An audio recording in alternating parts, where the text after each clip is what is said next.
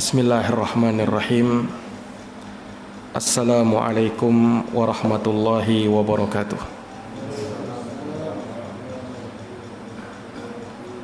Alhamdulillahi rabbil alamin. Wabihi nasta'inu ala umuri dunya waddin.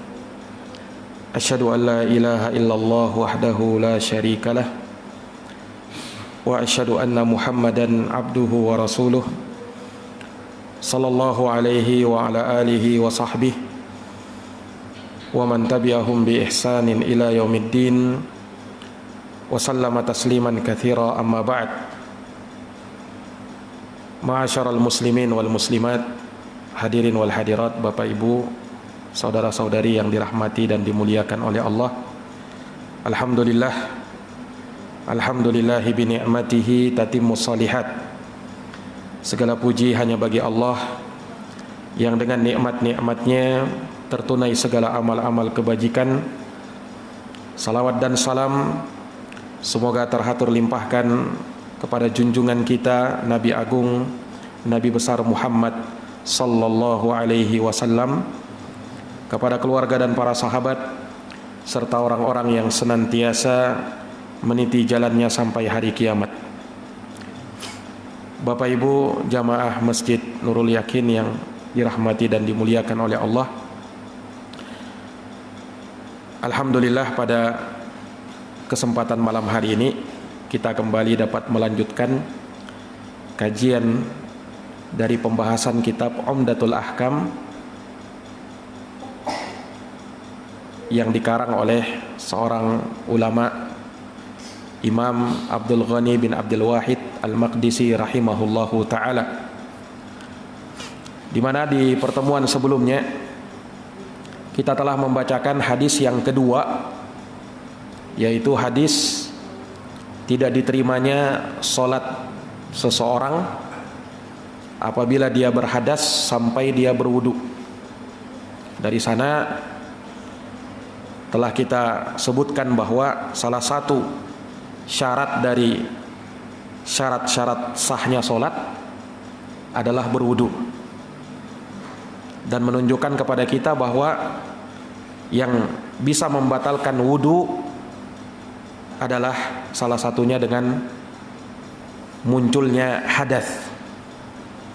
Hadas itu sifat yang ada pada badan yang menghalangi seseorang untuk mengerjakan solat. Sehingga dari sana para ulama menyebutkan beberapa perkara yang menjadi pembatal-pembatal wudu. Telah kita sebutkan dan telah kita terangkan di pertemuan sebelumnya. Maka di malam hari yang berbahagia ini insyaallah ta'ala kita masuk hadis yang ketiga dari kitab Umdatul Ahkam ini. Kata Imam Abdul Ghani bin Abdul Wahid Al-Maqdisi rahimahullahu ta'ala, an Abdillahi ibni Amrin ibni al-As wa Abi Hurairata wa Aisyah radhiyallahu anhum qalu qala Rasulullah sallallahu alaihi wasallam wailun lil aqabi minan nar.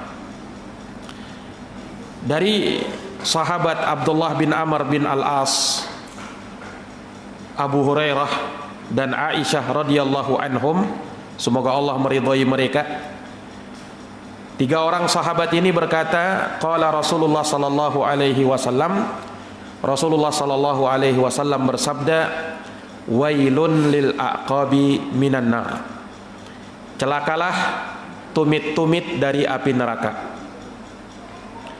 Dalam sebagian lafaz ada tambahan asbighil wudu wailun lil aqabi minan nar.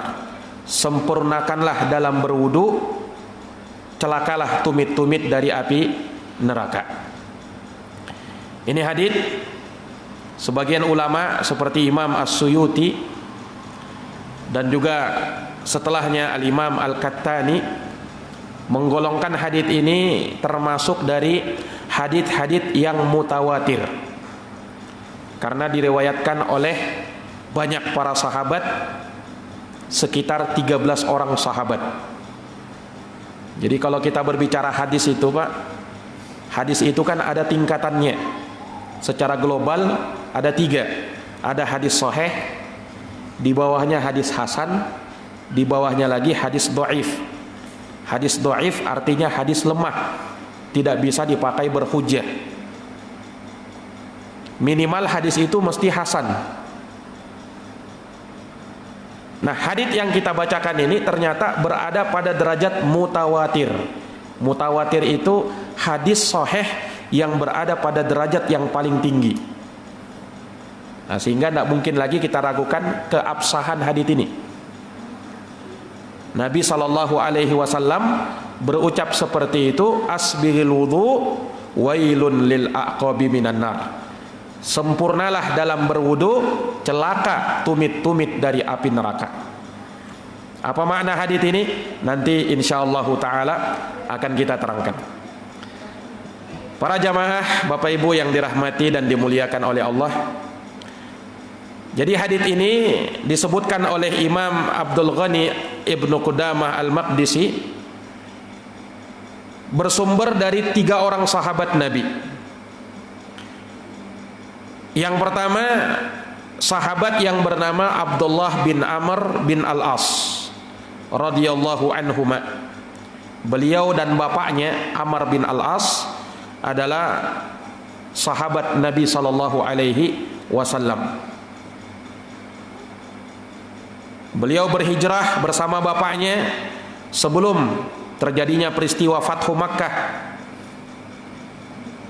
Dan Abdullah bin Amr masuk Islam sebelum bapaknya Amr bin Al-As masuk Islam. Sahabat ini dikenal dengan sahabat yang sangat bersungguh-sungguh di dalam perkara ilmu dan ibadah. Makanya Abdullah bin Amr ini digelari sebagai abidus sahabah, sahabat yang paling kuat dalam beribadah kepada Allah Subhanahu wa taala. Beliau radhiyallahu taala anhu orang yang sangat kuat dalam qiyamul lailnya. Di malam hari beliau berdiri salat malam. Siang harinya beliau berpuasa. Baca Quran dalam 3 hari tamat. Ini sahabat Abdullah bin Amr ini. Jadi sangat kuat dalam beribadah kepada Allah Subhanahu wa taala, sampai-sampai Nabi SAW sempat menegurnya tatkala sahabat Abdullah bin Amr ini pengen puasa dahar. Puasa dahar itu Pak artinya puasa terus, di siang hari puasa terus, tidak pernah berbuka. Itu namanya puasa dahar. Nabi tegur. Nabi SAW datang, kata Nabi, wahai Abdullah bin Amr, puasalah yang ringan dulu, puasa 3 hari dalam sebulan. Kata sahabat Abdullah bin Amr, ya Rasulullah, inni utiqu aktsara min dzalik. Ya Rasulullah, saya itu mampu lebih daripada itu.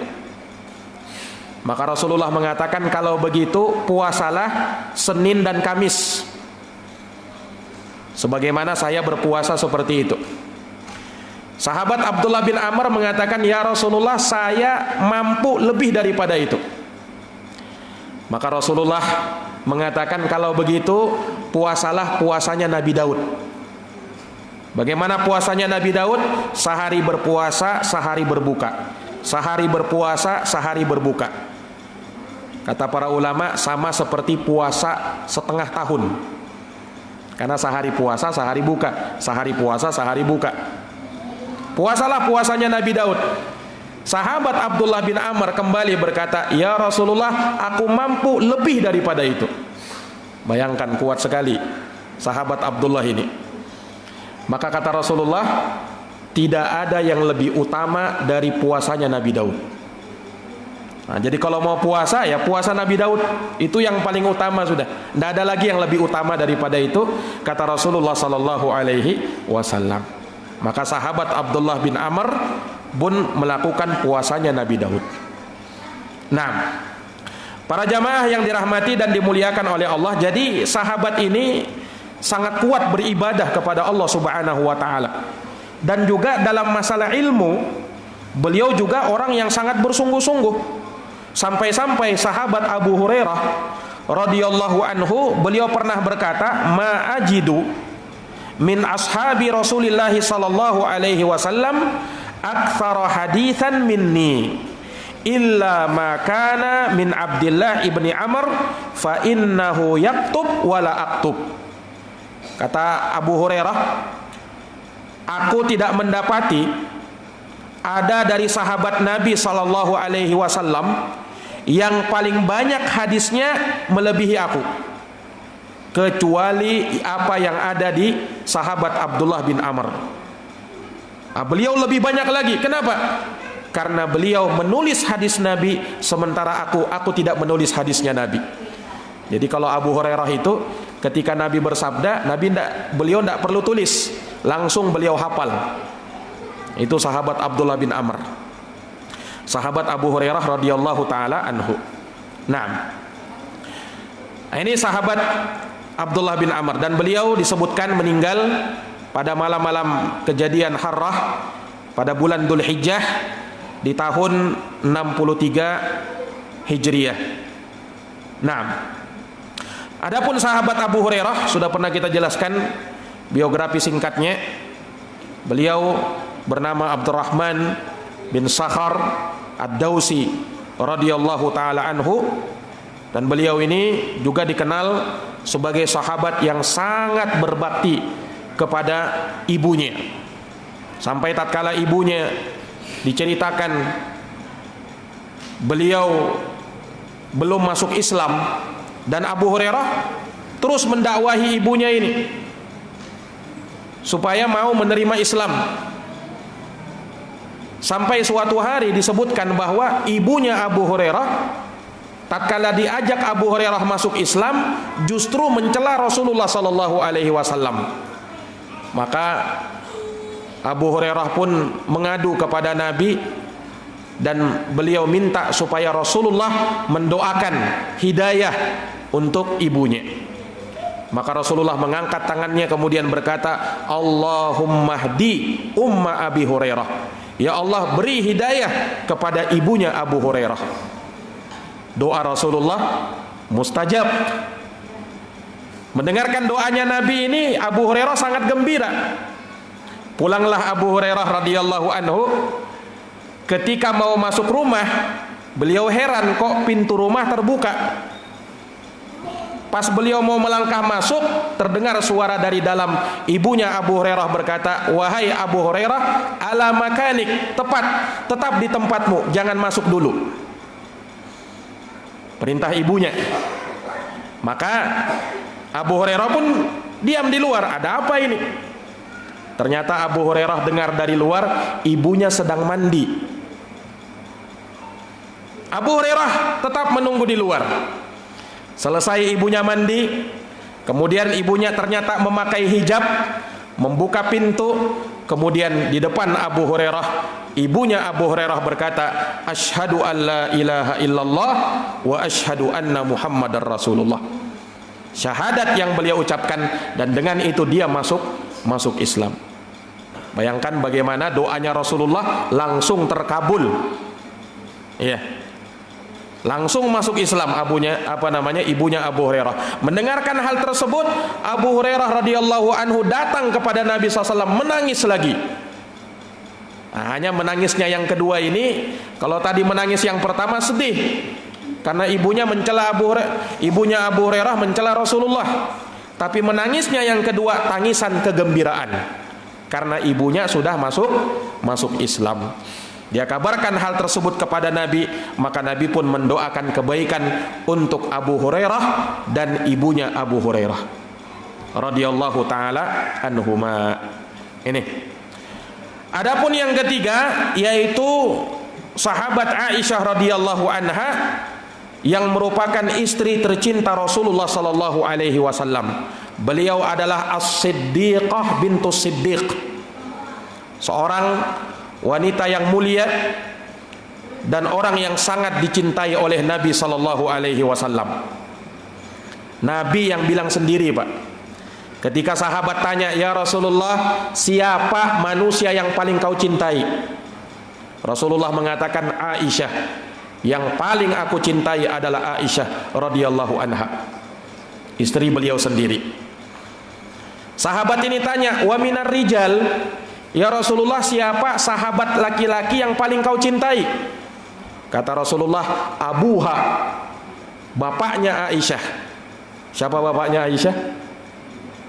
Abu Bakar As-Siddiq. Bapaknya Aisyah radhiyallahu anha adalah Abu Bakar As-Siddiq radhiyallahu taala anhu. Ini jamaah yang dirahmati dan dimuliakan oleh Allah Subhanahu wa taala. Nah, Aisyah radhiyallahu taala anha ummul mukminin. Beliau adalah ibunya kaum mukminin dan dikatakan sebagai afqahun nisa, wanita yang paling faqih. Sampai diperselisihkan oleh para ulama yang mana yang lebih utama dari istri-istri Rasulullah itu, apakah Khadijah atau Aisyah? Nah, ulama mengatakan Khadijah lebih utama dari sisi beliau lebih pertama dulu masuk Islam, dan beliau yang membela Rasulullah di awal-awal Islam, sebagaimana dalam kisah yang masyhur itu, ketika Rasulullah baru pertama kali menerima wahyu di Gua Hira, maka Rasulullah kan datang dalam keadaan ketakutan. Yang menenangkan ketika itu Khadijah radhiyallahu anha. Dan beliau dengan hartanya membela Nabi sallallahu alaihi wasallam dan menafkahkannya di jalan Allah dalam rangka untuk dakwah Islam. Maka dari sisi ini Khadijah lebih utama. Tapi dari sisi lain Aisyah radhiyallahu anha lebih utama daripada Khadijah, yaitu dari sisi keilmuan. Nah, karena Khadijah ini kan tidak terlalu lama bersama Nabi sallallahu alaihi wasallam. Beliau meninggal duluan. Nah, sementara Aisyah radhiyallahu anha lama bersama Nabi sallallahu alaihi wasallam dan beliau sempat mendengarkan hadits-hadits yang sangat banyak dari Nabi sallallahu alaihi wasallam, sehingga beliau pun dicatat sebagai wanita yang sangat berilmu. Nah, dan salah seorang sahabat yang paling banyak meriwayatkan hadis dari Nabi, 7 orang, diantaranya adalah Sayyidah Aisyah radhiyallahu taala anha. Beliau sangat muda, bahkan Nabi SAW meninggal dunia, Aisyah radhiyallahu anha masih berumur 18 tahun. Rasulullah sudah meninggal dunia, wafat. Aisyah baru berumur 18 tahun ketika itu. Nah, dan beliau adalah seorang wanita yang mulia dari wanita-wanita Islam, dan Allah Subhanahu wa taala memberikan keberkahan kepada beliau, kepada ilmu dan ibadah beliau. Semoga Allah Subhanahu wa taala meridhai dan merahmati semua keluarga Nabi dan seluruh para sahabat Nabi sallallahu alaihi wasallam. Jamaah yang dirahmati dan dimuliakan oleh Allah, ini 3 orang sahabat ini seluruhnya meriwayatkan hadis yang tadi kita sebutkan. Hadisnya pendek, bunyinya wailun lil aqabi minan nar. Celakalah tumit-tumit dari api neraka. Nah, ini kaitannya dalam masalah wudu, Pak. Masih berkaitan, bersinggungan dengan masalah wudu. Makanya dalam sebagian riwayat Nabi berkata, Nabi bersabda, asbighul wudu, sempurnakanlah wudu-wudu kalian. Wailun lil aqabi minan nar, karena celaka tumit-tumit yang tak tersentuh oleh air wudu diancam dengan api neraka. Nah, ini jamaah sekalian menunjukkan kita wajib untuk apa? Wudu kita harus kita perbaiki dulu. Wudu itu kan syarat sahnya solat. Kalau wudu kita tidak sah, maka otomatis solat kita juga tidak akan sah. Walaupun kita sudah khusyuk, walaupun kita sudah betul-betul sholat, tapi kalau wudunya tidak benar, maka tidak sah sholatnya kita. Ini jamaah sekalian yang dirahmati oleh Allah. Makanya sebelum kita sholat, perhatikan dulu wudunya kita sudah benar atau belum. Jangan sampai wudu kita belum sempurna, kita sholat dan sholat kita tidak diterima oleh Allah. Jamaah yang dirahmati oleh Allah, jadi hadits ini sebenarnya ada sabab urutnya. Sabab urut itu artinya kenapa Nabi sampai berucap seperti itu. Ada ceritanya, ada kisahnya. Jadi dalam riwayat Abdullah bin Amr disebutkan bahwa Nabi SAW dalam sebuah safar perjalanan Nabi tertinggal di belakang, para sahabat duluan. Maka tatkala waktu sholat asar sudah mau habis, karena ketika itu para sahabat mengakhirkan waktu sholat asar dikarenakan mereka ingin menunggu Nabi, karena kan Nabi tadi tertinggal. Mereka ingin tunggu Nabi supaya Nabi sholat mengimami mereka. Ketika Nabi datang dan ketika itu sholat asar sudah mau mendekati akhir, sudah mau habis waktu sholat asar, maka para sahabat pun bercepat-cepat dalam berwudu. Ketika mereka bercepat-cepat dalam wudu, Nabi perhatikan, ternyata tatkala mereka bercepat-cepat di dalam wudu, ada bahagian anggota wudu yang belum kena air wudu. Maka dengan suara lantang Nabi berteriak, wailun lil aqabi minan nar, sampai diucapkan Nabi 3 kali, wailun lil aqabi minan nar, wailun lil aqabi minan nar. Awas, celaka tumit-tumit yang tak tersentuh oleh air wudu diancam dengan api neraka. Ini jamaah yang dirahmati dan dimuliakan oleh Allah. Jadi kisahnya seperti itu. Jadi memang sahabat mereka berwudu tidak sempurna wudunya, dan bahagian tumit tidak kena. Nah, ini menunjukkan para jamaah sekalian, ketika kita berwudu pelan-pelan, jangan terlalu terburu-buru. Jangan mentang-mentang misalnya, oh sudah mau dekat ini, komat sudah ditegakkan, kemudian kita buru-buru. Akhirnya wudu kita tidak sempurna. Bahagian yang harusnya kena air wudu tidak kena. Nabi di sini mempermisalkan dengan menyebutkan tumit, ya. Kenapa? Karena memang ini yang paling sering orang lupa. Karena kan dia bagian belakang, Pak. Kita terkadang wudu mungkin perhatikan bagian depannya saja, ya kan? Padahal tumit ini juga wajib dicuci. Kalau tidak dicuci, tidak sah wudunya kita, Pak. Karena wudu itu sebagaimana di dalam Quran dikatakan, wa arjulakum ilal ka'bain. Cucilah kakimu sampai mata kaki. Batasnya pencucian kaki sampai mata kaki. Tumit bahagian darinya. Kalau tidak kena air wudu, tidak sah sholatnya kita, tidak sah wudunya kita, otomatis tidak sah sholatnya kita. Ini jamaah yang dirahmati dan dimuliakan oleh Allah Subhanahu wa ta'ala. Itu dalam riwayat Abdullah bin Amr bin Al-As. Kalau dalam riwayat Abu Hurairah ceritanya berbeda. Nabi SAW melihat ada seorang laki-laki yang dia tatkala berwudu sama tadi, cuman bukan dalam situasi safar. Nabi lihat orang ini wudu namun dia tidak mencuci kedua tumitnya. Maka Nabi SAW menegurnya dengan mengatakan, wailun lil aqabi minan nar, celaka tumit-tumit dari api neraka. Kalau dalam riwayat Aisyah beda lagi. Dalam riwayat Aisyah diceritakan tatkala sahabat Sa'ad bin Abi Waqqas meninggal dunia, maka masuklah saudaranya Aisyah yang bernama Abdurrahman bin Abi Bakar.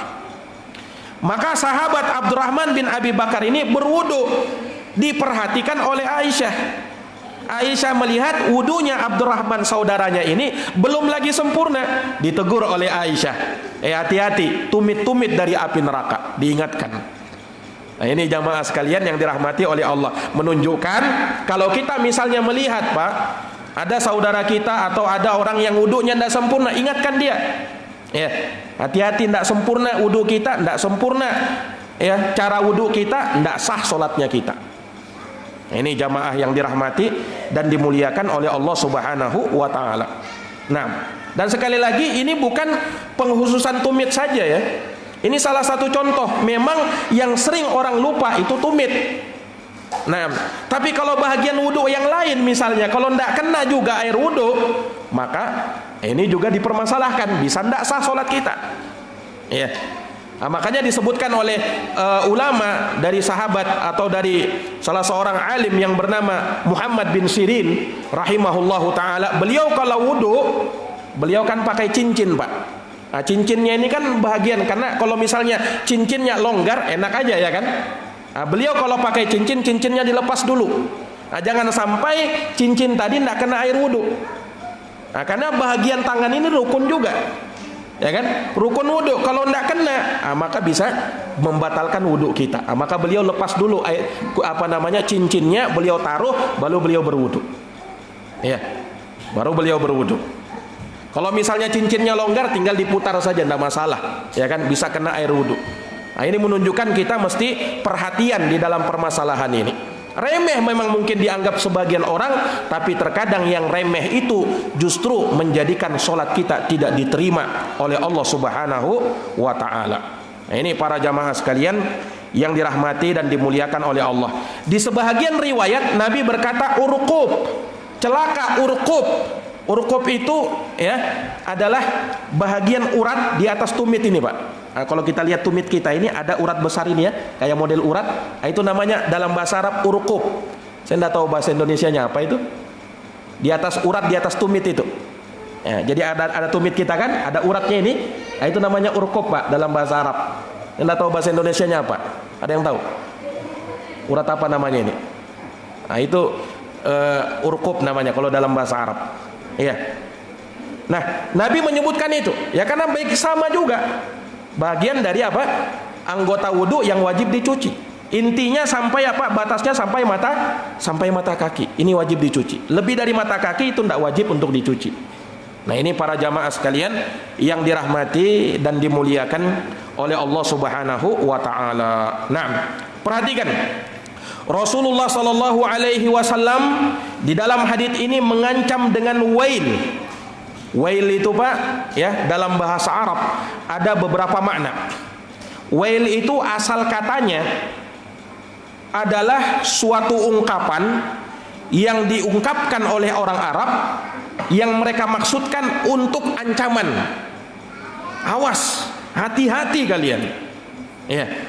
Nah, sebagian ulama juga mengatakan bahwa wail itu bisa bermakna wadin fi jahannam. Dia adalah lembah di dalam neraka jahanam yang berada di antara dua gunung yang padanya ada bekas nanah-nanah penduduk api neraka. Naudzubillah. Nah, maka ketika diancam dengan wail, maka masuk di dalam ancaman ini. Awas dengan lembah yang dalam di dalam api neraka. Naudzubillah. Dan ini sangat banyak kita mungkin temukan di dalam ayat Al-Quran. Wailul lil mutaffifin, dalam surat Al-Mutaffifun, ya kan? Celaka orang-orang yang curang, orang-orang yang culas ketika menimbang, menakar dalam timbangan, dalam jual beli. Celaka, kata Nabi SAW. Wail, lembah di dalam neraka. Wailul likulli humazatil lumazah, dalam surat Al-Humazah. Celaka bagi setiap pengumpat lagi pencela. Nah, wail, ancaman, diancam dengan lembah yang ada di dalam api neraka. Disebutkan dalam riwayat, ini lembah kalau dimasukkan gunung di dalamnya, gunung tersebut menjadi meleleh, hancur. Nah, bagaimana kalau manusia masuk ke dalamnya? Na'udzubillahi min dzalik. Ini jamaah sekalian yang dirahmati dan dimuliakan oleh Allah Subhanahu wa taala. Nah, ini menunjukkan kepada kita bahwa perkara ini, kata para ulama, bukan perkara yang dianggap sepele, tapi perkaranya besar. Nabi mengancam seperti itu. Ya. Perhatikan wudu-wudu kita ini. Ini jamaah. Taib. Jamaah yang dirahmati dan dimuliakan oleh Allah Subhanahu wa taala. Ya. Dan sekali lagi, tatkala ya, perkara ini dijadikan sebagai rukun dari rukun-rukun solat, yaitu wudu, ya, rukun apa, syarat sahnya solat, wudu syarat sahnya solat, maka kita wajib memperhatikan dan menyempurnakan wudu kita. Ancaman yang keras bagi mereka yang tidak sempurna di dalam wudunya. Jamaah yang dirahmati dan dimuliakan oleh Allah Subhanahu wa taala. Di dalam hadis yang tadi kita dengarkan ada beberapa faidah yang kita bisa petik. Yang pertama, bolehnya seseorang mengangkat suara ketika menyampaikan ilmu dan mengingatkan seseorang dalam bentuk pengingkaran. Nah, sebagaimana Nabi di sini, Nabi teriak kan, Nabi teriak para sahabat, dan ini posisinya ya karena ketika itu sahabat banyak jumlahnya, supaya dengar semuanya, butuh Nabi mengangkat suaranya. Kalau mungkin satu orang aja kan nggak perlu seperti itu, tapi karena jumlah para sahabat banyak, ya supaya semuanya tersampaikan, maka Nabi SAW kadang butuh mengangkat suaranya. Dan menunjukkan kepada kita boleh seseorang itu mengulang ucapannya sampai beberapa kali. Supaya apa? Supaya lebih memahamkan orang. Kadang orang itu kalau diucapkan sekali belum paham. Butuh berkali-kali supaya paham. Makanya peringatan yang namanya dakwah, peringatan itu butuh diulang-ulang, Pak. Sudah kita pahami, besok ulang lagi. Sudah kita pahami, besok diulang lagi. Supaya apa? Supaya betul-betul tertanam di dalam hati kita ilmu itu. Nah, ini jamaah sekalian yang dirahmati dan dimuliakan oleh Allah Subhanahu wa taala. Baik. Kemudian dari perkara yang juga dituntunkan di dalam hadits ini, menjadi faedah hadits ini, wajibnya mengajari orang-orang yang tidak tahu dan merubah kemungkaran. Kalau kita lihat itu kemungkaran, tentunya sesuai dengan kesanggupan kita. Nah, kita kalau lihat kemungkaran jangan diam, Pak. Jangan diam. Rasulullah bersabda dalam hadits Abu Sa'id Al-Khudri, "Man ra'a minkum mungkaran falyughayyirhu biyadihi." Siapa yang lihat perkara mungkar jangan diam. Rubah dengan tanganmu kalau mampu. Fa illam tastati fa bilisanih. Kalau tidak mampu dengan tangan, rubah dengan lisan. Tegur dia. Fa illam tastati fa biqalbi. Kalau tidak mampu dengan lisan, minimal dalam hati. Dan itu kata Nabi, adhaful iman adalah selemah-lemahnya keimanan. Artinya kalau sudah tidak ada pengingkaran di dalam hati, perlu dipertanyakan imannya itu. Nah, ini jamaah sekalian yang dirahmati dan dimuliakan oleh Allah. Ya. Jadi kita ketika melihat kemungkaran, rubah itu kemungkaran sesuai dengan kesanggupan kita. Jangan malah didiamkan. Ada sebagian orang prinsipnya ya, kamu, saya. Ya, saya tidak peduli dengan kamu. Tidak seperti itu, Pak. Setiap muslim kita punya kewajiban untuk menasehati saudara kita.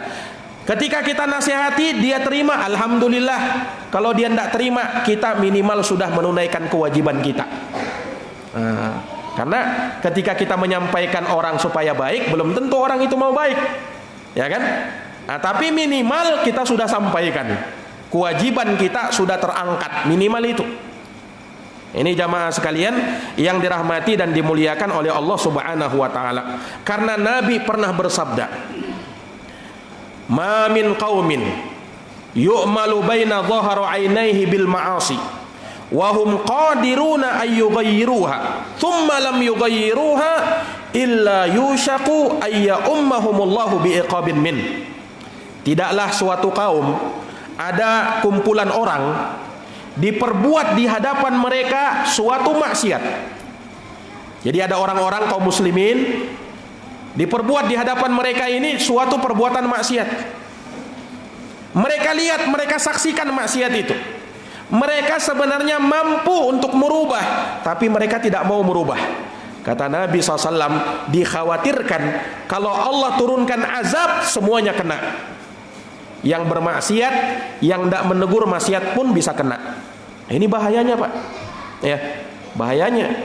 Jadi bukan yang kena maksiat, yang bermaksiat saja, yang tidak tahu apa-apa, yang tidak bermaksiat, tapi karena dia diam pun bisa kena azab Allah Subhanahu wa taala. Ya. Nah, makanya di sini kan Nabi SAW ketika melihat kemungkaran ini, Nabi tidak tinggal diam, Pak. Nabi tegur dengan suara lantang. Nabi berkata, wailun lil aqabi minan nar. Celaka tumit-tumit yang tak terkena air wudu, awas ancaman dari api neraka. Ini jamaah yang dirahmati dan dimuliakan oleh Allah Subhanahu wa taala. Nah, dari sini ulama mengatakan dan sepakat sebagaimana dinukil oleh Imam An-Nawawi rahimahullahu taala bahwa kaki ini wajib dicuci, bukan sekedar diusap. Ulama sepakat kecuali orang-orang Syiah Rafidhah. Mereka tidak sepakat. Mereka katanya kaki ini cuma diusap aja. Padahal yang benar kaki itu dicuci, Pak. Dan itu kesepakatan kaum muslimin. Ya, kenapa kok bisa mereka berpendapat kaki itu diusap? Ya, sebenarnya mereka pahami dengan bacaan ayat, Pak. Kalau kita lihat dalam surat Al-Maidah ayat tentang wudu ini, ya ayyuhalladzina amanu, wahai orang-orang yang beriman, idza kuntum ila shalah, kalau kau berdiri untuk salat, faksilu wujuhakum, cucilah wajah-wajahmu, wa aydiyakum ilal marafiq, cucilah tanganmu sampai siku, ya. Wamsahub usaplah kepalamu, wa arjulakum ilal ka'bain, dan kakimu sampai ke mata kaki. Ya kan? Wamsahu biruusikum wa arjulakum ilal ka'bain. Nah, sebahagian orang membaca ayat ini dengan mengkasrah huruf lamnya, wa arjulikum ilal ka'bain. Bukan kalau bacaan di mushaf kita, Pak, bacaan di mushaf kita wa arjulakum, bukan wa arjulikum. Nah, ini berbeda. Beda harakat, beda maknanya. Nah, kalau dia baca wa arjulakum, atopnya kepada pencucian wajah dan tangan. Sehingga ketika menyebut kaki itu dicuci, bukan diusap. Perhatikan, Pak, diayatkan menyebutkan cucilah wajah, cucilah tangan, kemudian usaplah kepala dan cucilah kaki. Ya kan? Usaplah kepala. Jadi kepala malah bukan dicuci, diusap. Diusap, yang dicuci kaki. Kenapa kok bisa kepala ini dimasukkan di tengah-tengah? Justru dia yang diusap. Nah, ini menunjukkan, kata para ulama, mesti tertib dalam wudu itu. Tidak boleh ketika dia mencuci kaki baru mengusap kepala, tidak sah wudunya, karena tidak tertib, tidak berurutan. Harusnya kepala dulu baru kaki. Nah, ketika kepala yang diusap, sebagian orang mengatopkan kepadanya, sehingga katanya kaki juga diusap. Ini tidak benar. Kita katakan bahwasanya bacaan yang benar wa arjulakum ilal ka'bain. Kalau mau dibaca wa arjulikum, ya, kalau mau dibaca wa arjulikum, naam, dengan bacaan sebahagian ulama, maka maknanya kepada pengusapan khuf. Nah, ada dalam hukum fikih, Pak, mengusap sepatu. Mengusap sepatu. Ya. Jadi kalau misalnya kita pakai sepatu, ya, apalagi misalnya kita sudah sepatu ini memang sudah paten di kaki kita ini lama sudah. Ya kan? Nah, kita malas untuk melepas-lepas sepatu ini. Nah, kita mau sholat bagaimana? Ya, boleh sekedar mengusap saja. Mengusap di atas sepatu kemudian sholat, sah sholatnya. Nah, itu nanti akan datang hukum mashul khuffain. Namanya hukum mengusap di atas sepatu. Nah, ini sangat bermanfaat kalau misalnya tatkala kita lagi safar atau di cuaca-cuaca yang dingin, Pak. Di cuaca-cuaca yang dingin. Ya, kalau mungkin kita di Indonesia ini ya jarang ya cuaca dingin. Tapi dulu kami waktu di Yaman dulu, ya, kami sering menggunakan mengusap khuf itu. Karena daerah Yaman itu, Pak, dingin, Pak. Ya, daerah yang sangat dingin. Makanya kalau kita di sana itu sangat sering kita mengusap sunnah melakukan sunnah mengusap di atas sepatu. Karena kalau kita buka ini kaki kita, tidak tahan kita dengan dingin, Pak. Ya, tidak tahan kita dengan dingin. Nah, makanya orang-orang di sana sering mengusap di atas sepatu. Tidak perlu lagi mereka melepas sepatunya. Ya, kalau di sana sepatunya ya khuf itu dari kain, Pak. Bukan sepatu-sepatu kayak kita itu lah. Nah, sepatu dari kain, ya, kayak kain saja dia. Nah, itu untuk menghangatkan kaki. Nah, itu jamaah sekalian yang dirahmati dan dimuliakan oleh Allah. Jadi kalau mau mengusap sepatu mesti memakai sepatu. Kalau mau mengusap kaki mesti memakai sepatu. Kalau kaki terbuka mesti dicuci. Tidak sah kalau diusap. Nah, ini jamaah yang dirahmati dan dimuliakan oleh Allah Subhanahu wa taala. Thayyib. Kemudian dari faedah hadits ini juga menunjukkan kepada kita, ya, bahwa seseorang kalau misalnya dia meninggalkan salah satu rukun wudu walaupun dengan kejahilan, ketidakpahaman, ketidaktahuan, maka itu bisa memberikan cacat di dalam ibadah kita. Ya, walaupun tidak tahu hukum. Perhatikan Nabi ketika menegur sahabat ini. Kan sahabat ini ketika mereka tidak mencuci tumitnya bukan sengaja. Bukan sengaja kan? Tapi mereka imma karena tidak tahu atau karena saking bercepat-cepatnya tadi, sehingga tumit ini akhirnya kelupaan untuk dicuci. Nah, Nabi tidak memberikan udzur. Nabi tidak mengatakan, oh mereka kan lupa, tidak masalah kalau lupa. Tidak. Nabi tegur di situ, hati-hati, tidak sah sholatnya kalian. Ini jamaah sekalian yang dirahmati dan dimuliakan oleh Allah Subhanahu wa taala. Nah, kemudian juga dari faedah hadits ini menunjukkan kepada kita, ya, bahwasanya yang namanya balasan disesuaikan dengan jenis amalan. Ya, ketika seseorang tidak sempurna wudunya, dia tidak mencuci tumitnya, maka yang diazab itu adalah tumitnya. Ya, yang diazab itu adalah tumitnya. Nah, ini jamaah sekalian yang dirahmati dan dimuliakan oleh Allah Subhanahu wa taala. Ya. Dan seseorang ketika dia teledor dan tidak memperhatikan wudunya, ini menunjukkan bahwasanya dia ya melakukan ibadah kepada Allah Subhanahu wa taala tidak sempurna, bahkan dengan hal tersebut ia telah menjadikan salatnya batal, tidak diterima oleh Allah Subhanahu wa taala. Jamaah yang dirahmati dan dimuliakan oleh Allah Subhanahu wa taala, demikian hadits yang ketiga yang kita bisa bacakan pada kesempatan malam hari ini. Semoga bermanfaat dan insyaallah taala kita akan masuk nanti di pertemuan berikutnya, hadis yang keempat. Naam, ini terkait dengan masalah istijmar, bersuci dengan menggunakan batu, ya. Kemudian hukum-hukum terkait dengan permasalahan tersebut. Kemudian bagaimana seseorang tatkala bangun tidur dia mesti mencuci kedua tangannya. Naam, dan perkara-perkara yang lain yang nanti insyaallah taala akan kita sebutkan. Wallahu taala alam. Demikian, dan insyaallah taala seperti biasa ya, nanti ba'da sholat isya kita sisakan waktu sampai 15 menit, sekitar 15 menit untuk tanya jawab. Ya, insyaallah taala bagi bapak-bapak, ibu-ibu ya, kalau ada pertanyaan nanti bisa ditanyakan insyaallah ba'da sholat isya. Nanti kita lanjutkan sekitar 15 menit saja untuk tanya jawab. Nah, demikian wallahu taala alam bisawab. Demikian, semoga Allah Subhanahu wa taala senantiasa memberikan kepada kita pemahaman ilmu, dan semoga Allah melimpahkan hidayah dan taufiknya kepada kita semuanya. Lebih dan kurangnya mohon dimaafkan. Hadanallahu wa iyyakum ajma'in.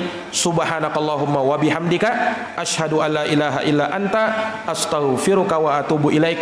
Walhamdulillahirabbil alamin. Wassalamu alaikum warahmatullahi wabarakatuh.